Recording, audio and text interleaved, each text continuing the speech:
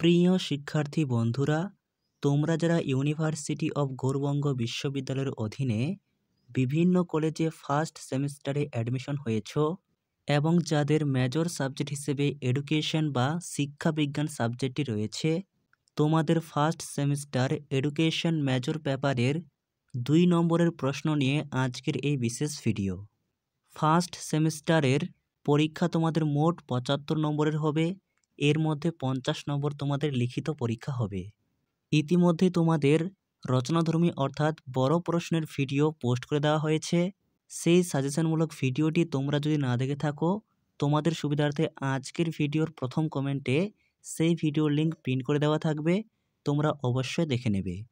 তাহলে শুরু করা যাক আজকের ভিডিওর মূল আলোচ্য বিষয়। আজকের ভিডিওতে বলা প্রশ্নগুলি তোমরা অবশ্যই খাতায় লিখে নেবে এবং এখন থেকে পড়া শুরু করে দাও। অবশ্যই এখান থেকে প্রশ্ন কমন পাবে। 1. ব্যাপক অর্থে শিক্ষা বলতে কি বোঝো? 2. আধুনিক শিক্ষাকে কেন ত্রিমেরু প্রক্রিয়া বলা হয়? অথবা শিক্ষার ত্রিমেরু প্রক্রিয়া বলতে কি বোঝো? 3. শিক্ষার ব্যক্তিতান্ত্রিক লক্ষ্য বলতে কি বোঝো? 4. পাঠ্যক্রমের উপযুক্ত সংজ্ঞা দাও। অথবা পাঠ্যক্রম কি বা পাঠ্যক্রম কাকে বলে? অথবা পাঠ্যক্রম বলতে কি বোঝো? কার্যত একই উত্তর। 5. স্ব-পাঠ্যক্রমিক কার্যাবলীর 2টি উপযোগিতা বা সুবিধা উল্লেখ করো। অথবা সহ-পাঠ্যক্রমিক কার্যাবলীর 2টি গুরুত্ব উল্লেখ করো। 6. পরীক্ষামূলক বাস্তববাদের সংজ্ঞা দাও। 7. বাস্তববাদের যে কোনো 2টি মৌলিক নীতি লেখো। 8. শিক্ষার যে কোনো 2টি জাতীয় লক্ষ্য লেখো। 9. যোগের 8টি অঙ্গ কী কী? 10. পাঠ্যক্রমের আধুনিক ধারণার সংজ্ঞা দাও। 11. শিক্ষার বহুমেরু প্রক্রিয়ার সংজ্ঞা দাও। অথবা শিক্ষাকে বহুমুখী প্রক্রিয়া বলা হয় কেন? 12. জাতির প্রতি শিক্ষার 2টি কাজ লেখো।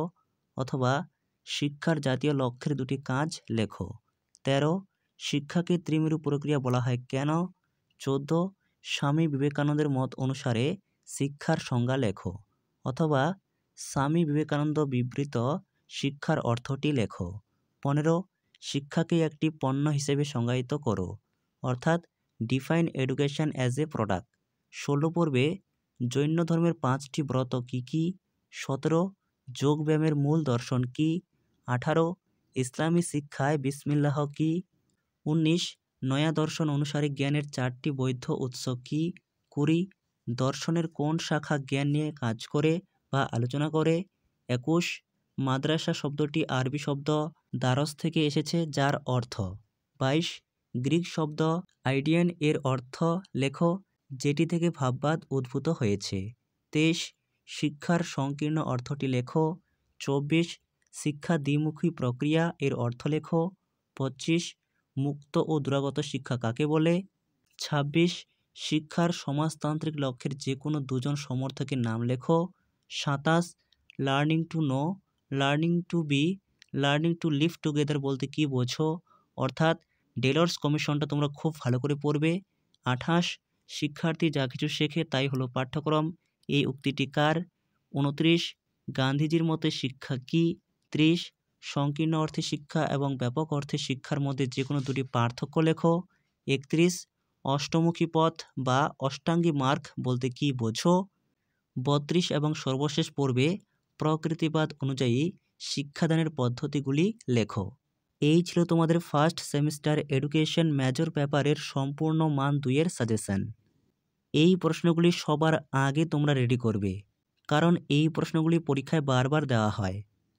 ভিডিওটি ভালো লেগে থাকলে অবশ্যই একটি লাইক করো এবং চ্যানেলে নতুন হয়ে থাকলে চ্যানেলটিকে সাবস্ক্রাইব করে রাখতে একেবারে ভুলো না।